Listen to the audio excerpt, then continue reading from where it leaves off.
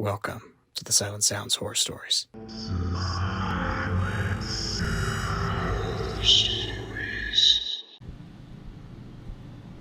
New neighbors can always be a stressful situation. I'm not much of an extrovert, so I keep to myself so much that I don't even know my neighbors' names. Anything beyond hellos and the traditional, "How have you been? How's life?" questions is unheard of.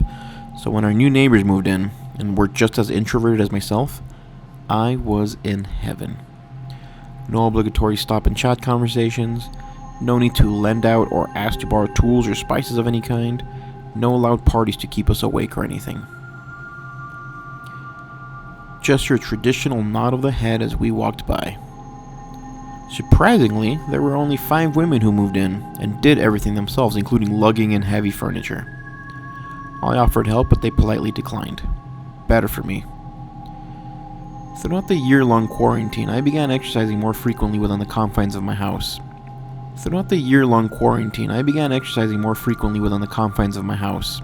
And I would usually end it off with a jog through the neighborhood in the evenings.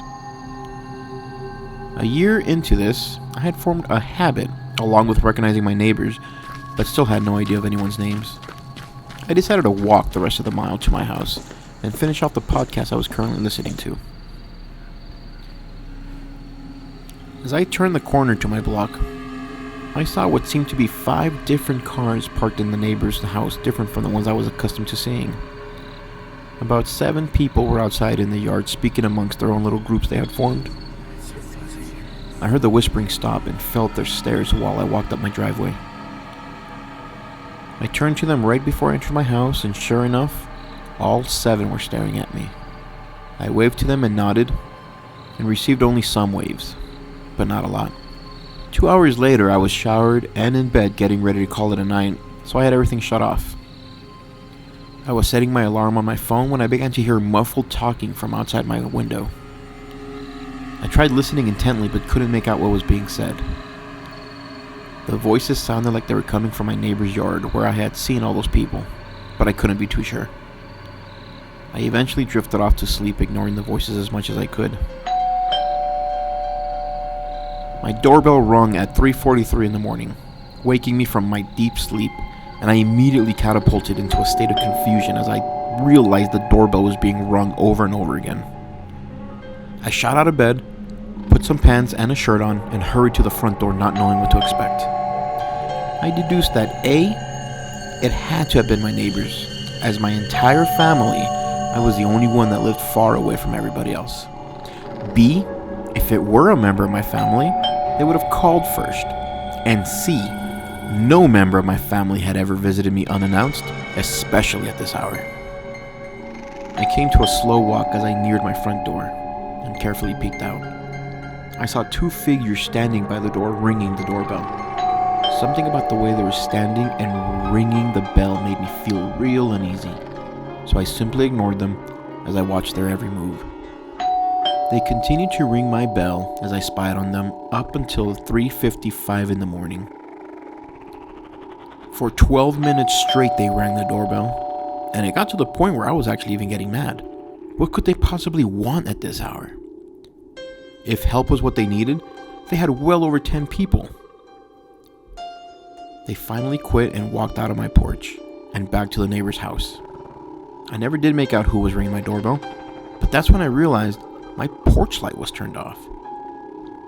I could have sworn I had left it on as I got back from my jog. I used the porch light to find my key. Or had I imagined it? No, I was certain I had left it on. I figured it burnt out and would replace it when I got back from work the next morning. So I went back to bed, but honestly it took a little longer for me to go back to sleep. In the morning as I left for work, I noticed all the cars were finally gone, and one of my neighbors was outside watering the lawn. I was half expecting her to come over and apologize and explain why they were ringing my doorbell at such a late hour. That evening, before I went on my run after my workout, I decided to replace the bulb so I wouldn't find myself questioning the whole situation again. I turned on the light switch out of habit, and to my surprise, it came on. It lit my entire porch. This definitely puzzled me as I knew it was turned off when they came to ring my doorbell.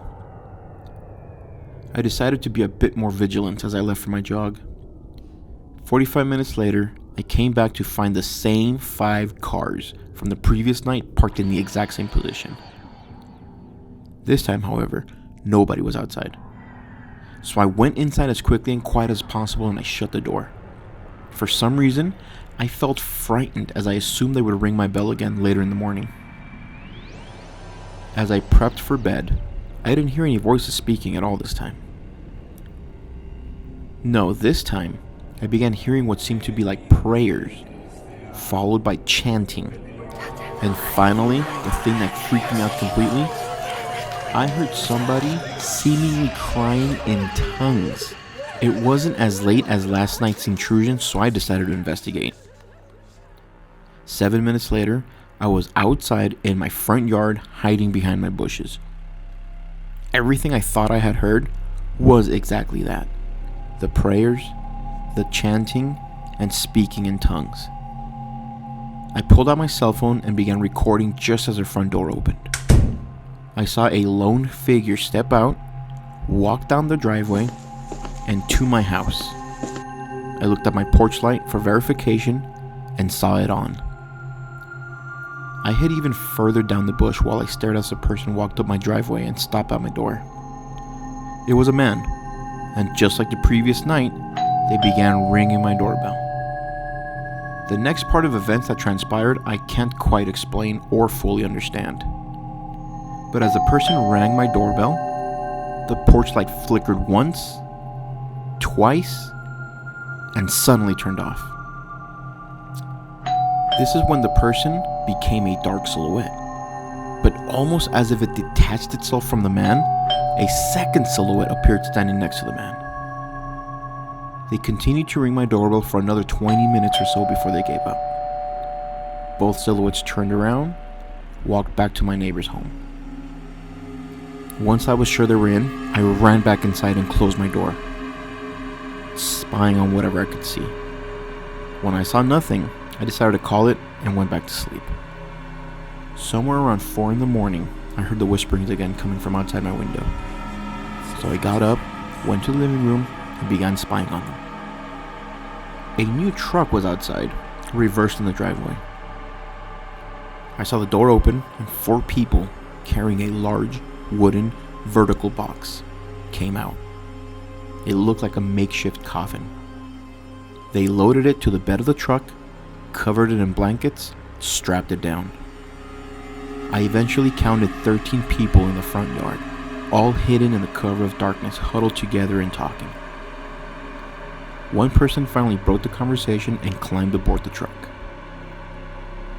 Before they turned on the truck, I saw every single person slowly turn and look to my house. There's no way they could see me, but I felt their gazes looking straight at me. I froze. I feared any movement on my part, as it would alert them to me spying on them. So for what seemed like an eternity, me and 11 other people just stared at each other from across our yards in the early morning.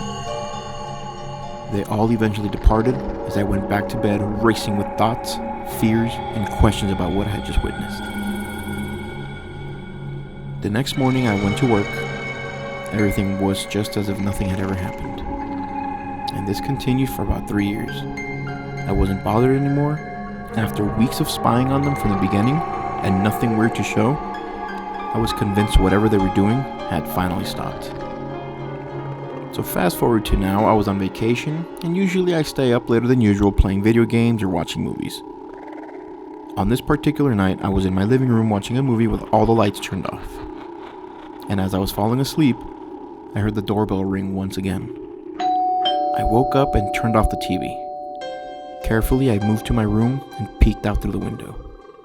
I had finally installed a security system that connected to my phone, so as I peeked out of the window, I saw nobody.